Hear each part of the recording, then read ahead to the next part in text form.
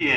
अभी भाई साहब बोल रहे हैं कि उनके पांव बंधे हुए हैं, तो एफआईआर में या जो प्रेस नोट है उसमें ऐसी कोई विवरण नहीं है कि उनके हाथ पैर बांधे गए।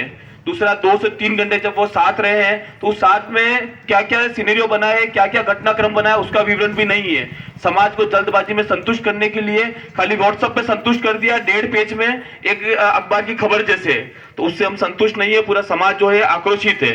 तो उसके साथ ही जो है 3 दिन से रेगुलर मेरे को फोन आ रहे हैं, चित्तौड़ एसपी साहब के भी फोन आ रहे हैं, रीवा एसपी साहब के भी फोन आ रहे हैं, उदयपुर से भी फोन आ रहे हैं कि साहब आप क्या करना चाहते हो।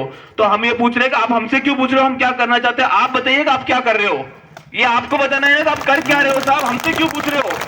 और साथ में देखिए साहब कि एक ऐसा समाज जो सत्ता का निर्धारण करता है वल्लभनगर में मिनारे समाज, ब्राह्मण समाज सत्ता का निर्धारण करता है। वो समाज आज देखिए कैसा बैठा हुआ है, और कोई सत्ता का अधिकारी या सत्ता का धारक यहाँ पास में खड़ा हुआ नहीं है। कोई जयपुर बैठा हुआ है, तो कोई चित्तौड़ बैठा हुआ है, तो कोई दिल्ली बैठा हुआ है, या कोई पूछने वाला नहीं है। और मैं बिल्कुल उन सब सत्ताधारियों को बोलता हूँ कि 9 तारीख को समाज की मीटिंग है वाना में।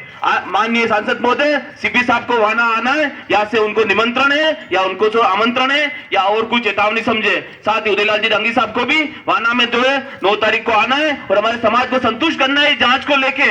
अगर 9 तारीख को आदरणीय सांसद महोदय और आदरणीय जो है एमएलए साहब नहीं आए, तो मैं मानता हूं समाज की ओर से बोल रहा हूं कि फिर समाज जो है किसी पार्टी के साथ या किसी राजनेता के साथ नहीं रहेगा। अगर इस दुख की घड़ी में उनका कोई प्रतिनिधि भी आके हमारे पास नहीं खड़ा हुआ है, न कोई अफसर आके खड़ा हुआ है, न कोई अधिकारी खड़ा हुआ है, खाली हम बैठे हुए रोड पे, तो ये साहब चलने वाला नहीं है। क्योंकि हमने शुरू से ही सत्ताओं का निर्धारण किया हुआ है, और इस बार हम फिर बता देंगे कि सत्ता क्या होती है और सत्ता से हम न्याय कैसे लेते हैं। और उसके साथ ही आज जो है हम 2 बजे 3 बजे तक कोशिश करेंगे कि चित्तौड़ जा रहे हैं। अगर ये सीआईडी सीबी में जांच नहीं होती है तो एक डेलीगेशन बनाएंगे, और आने वाले जो 20 तारीख तक हम जो है माननीय मुख्यमंत्री महोदय से मिलेंगे, और वहां डेलीगेशन हम जो सीआईडी सीबी या इसकी सीबीआई जांच कराएंगे। हम इसको बिना जांच के, उच्च अधिकारी की जांच के बिना हम इस केस को नहीं छोड़ेंगे।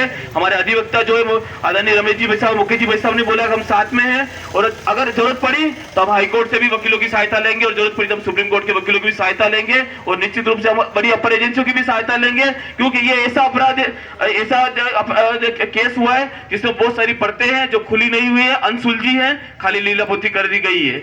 क्योंकि मेरी जब पुलिस वालों से बात हुई तो मुझे ये भी बात मिली कि पांडे जी हमने तो जांच करी है, और जांच में जो है मंगलवार में उनको एक फलूदा खिलाया गया, और फलूदा में जो है कुछ मिलाया गया, इसलिए उस अकेले आदमी ने मार दिए। साहब बताइए, ऑफ द रिकॉर्ड कोई अधिकारी मेरे से बोलता है कि साहब आप संतुष्ट हो जाइए, उनको फलूदा खिलाया, फलूदा में कुछ डाला और वो बेहोश हो गई और एक आदमी ने मार दी, इसलिए बात सच है कि एक आदमी ने उसको मारी है। तो ये रिकॉर्ड कहां है साहब? पीएम रिपोर्ट अभी तक नहीं आई है सर। उनके हाथ में घास लगी हुई है, उनका बेटा बोल रहा है साहब मैंने देखी उनके हाथ में घास लगी हुई है। वो घास कहां लगी है?